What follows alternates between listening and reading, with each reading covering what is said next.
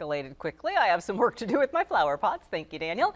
City and county leaders continue exploring ways to address homelessness. They heard a briefing last week on one proposal. City Manager Dr. Robert Perez Jr. is here to tell us a bit more about those discussions and a lot of other key issues going on for the city right now. Welcome to you. Thank you, ma'am. What did you think of what you heard last week? No, I thought it was a great briefing.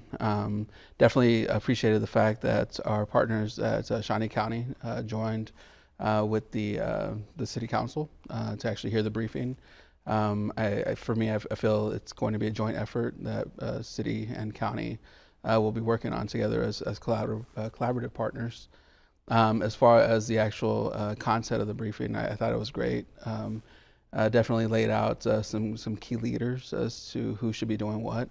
It's a good thing to say, oh, we're going to address homelessness, but to actually put pen to paper and see, who the leaders are by individual area, who are going to be carrying the flags towards us working on our homelessness issue. What does happen from here? Because I think that the frustration for some people is that what they continue to hear is, well, it's going to take everybody, we're all going to work together. And the next step is, okay, doing what, and when do we start seeing some of that happen? Right. So as far as the next steps, there wasn't really a real ask from the city and county during that presentation last week. I think that definitely working with those stakeholders, we're going to have to get to that point. I do believe that the city and county are going to have to play a part in this. And as I shared with the governing bodies last week, I mean, sometimes it's not all financial. Sometimes when we talk about a tiny home community, it's about gaining that political support for that type of project. It's ensuring that the special use permits and zoning are not barriers to that. So I think it's the next steps are really going to be developing, that action plan. And it's interesting you point that out. It's not actually the city spending the money. Sometimes it's just the administrative end of it. That's the city's role. And so it remains to be seen how that goes. Yes, we're searching for a new police chief. Yes. Where are we at? So our application closed, or the posting closed a couple weeks back. We received 18 applicants for the position. We'll be vetting those applicants this week. And narrowing it down through that process to probably maybe 4 or 5 finalists. Once we get those folks identified, we'll definitely share that information.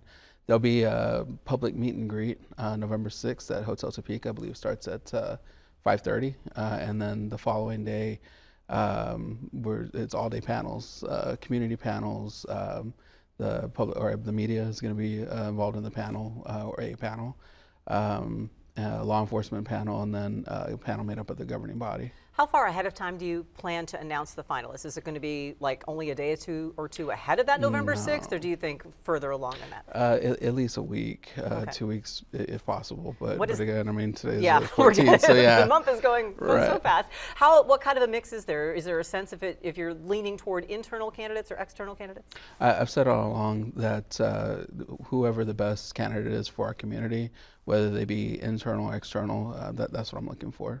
One other thing I wanted to get your thoughts on, one other proposal that we heard last week was this unveiling from the Riverfront Authority, the Topeka and Shawnee County Riverfront Authority. Mm-hmm. You don't sit on that board, do you? Yes. You do, you do. So this plan that came out with this pedestrian bridge, it immediately got a lot of criticism, shall we say, on people saying, what's the city going to spend this money on? Anything you'd like to clarify about what that design unveiling actually was last week and what the city's role may or may not be when it comes to making any of that become reality? Right. So again, aside from the financial aspect, it's going to be a lot of the permitting, working with our partners, whether it be the Corps of Engineers or others to actually permit that.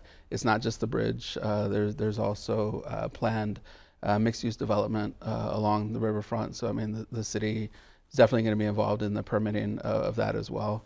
So now that we have the plan, definitely the stakeholders, which is made up of many folks across various sectors, I think that the next step is to go and to actually try to find a way to finance this. Is the bridge a done deal, the pedestrian bridge? It is part of the adopted plan from the Riverfront Advisory Committee that was adopted, yes. And the city of Topeka tax dollars, are they even committed to any part of this project yet? At this point, we're not committed, no. Okay, so that's the clarification that if people want to give feedback to city leaders on what kind of financial investment, now's the time to do it. That's correct. All right. Robert Perez Jr., appreciate you being here, Thank you, as ma'am. always, for the updates. We will get you ready for this week's visit from Big Boy next.